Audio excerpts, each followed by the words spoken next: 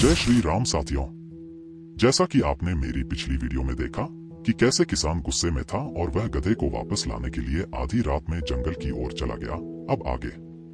उसी समय जंगल में तेज बारिश शुरू हो गई। आसमान में बिजली कड़कने लगी और चारों ओर घनघोर अंधेरा छा गया।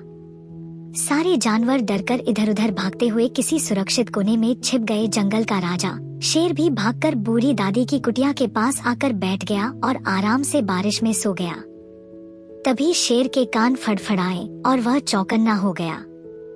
झोपड़ी के अंदर से कुछ आवाजें आ रही थी, जैसे कोई कुछ बोल रहा हो। वह आवाज दादी की थी। ना मैं शेर तो डरदी, ना मैं सांप तो डरदी, मैं डरदी हाथे बस इस टपकाऊ तो। शेर चौंक उठा। उसने मन ही मन सोचा, टपकाऊ, अब ये कौन आ गया इस जंगल में? ये तो मुझसे भी ज्यादा खतरनाक लग रहा है। ये बुढ़िया तो ना मुझसे डरती है, ना ही सांप से। अब ये क्या नई बला आ गई जंगल में? मैं तो इस जंगल का राजा हूँ। अगर कोई मुझसे भी ज्यादा खतरनाक है तो कहीं मैं खतरे में तो नहीं? भागो यहाँ से, कहीं वो सबसे पहले टपकाऊ मुझे ही ना खा जाए। शेर की मूंछें भीग गई थी और उसका गौरव हिलने लगा था। उसने एक बार कुटिया की ओर देखा, फिर अपने पंजे समेटे और बिना आवाज किए तेजी से भाग गया। भागते भागते वो बड़बड़ा रहा था, भाड़ में जाए जंगल की बादशाही, मुझे इस टपकाऊ से दूर रहना है।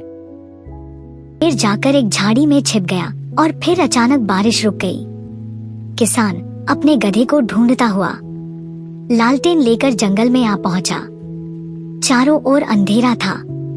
धुंध, कीचड़ और टपकती बूंदों के बीच उसे एक बड़ी छाया जमीन पर बैठी दिखी।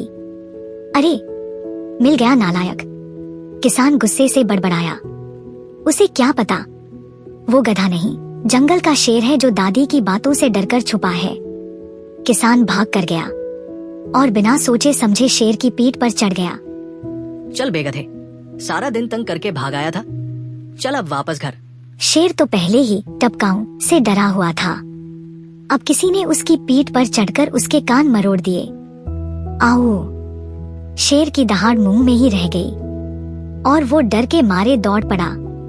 किसान चिल्लाया, अरे ओ गधे, तुझे क्या हो गया? इतना तेज क्यों भाग रहा है? और फिर उसी समय आसमान में जोर से बिजली चमकी। पूरा जंगल एक पल के लिए रोशन हो गया और किसान डर के मारे थर-थर कांपने लगा। अरे बाप रे, ये तो मेरा गधा नहीं है, मैं तो शेर के ऊपर बैठा हूँ। हे भगवान, अब क्या करूँ? उसके हाथ पैर कांपने लगे। पसीना बारिश से भी ज्यादा निकल गया। उसने डर के मारे बिना कुछ सोचे समझे उसी पर शेर की पीठ से छलांग लगा दी और फटाक से एक झाड़ी में गिरकर छुप गया। शेर को कुछ पता ही नहीं चला और वो तो अकेले ही तेजी से जंगल में भागता चला गया और थोड़ी दूर जाकर उसे एक बंदर मिल गया। तो दोस्तों, ये थी हमारी कहानी का दूसरा हिस्सा। कैसी लगी आपको? मजा आया ना? लेकिन कहानी अभी अधूरी है। अब सोचो, ऐसा क्या होगा कि बंदर को भी शेर की बात पर यकीन हो जाएगा? और उस गधे का क्या हुआ? वो अभी जंगल में कहाँ है? किस हाल में है? जिंदा है या भूत बन चुका है? जानने के लिए देखिए हमारी अगली वीडियो। तब तक के लिए वीडियो को लाइक करो, सब्सक्राइब करो हमारे चैनल को और मुझे भी थोड़ा मोटिवेट करो ताकि मैं इसी तरह मजेदार कहानियां लाता रहूं सिर्फ आपके लिए।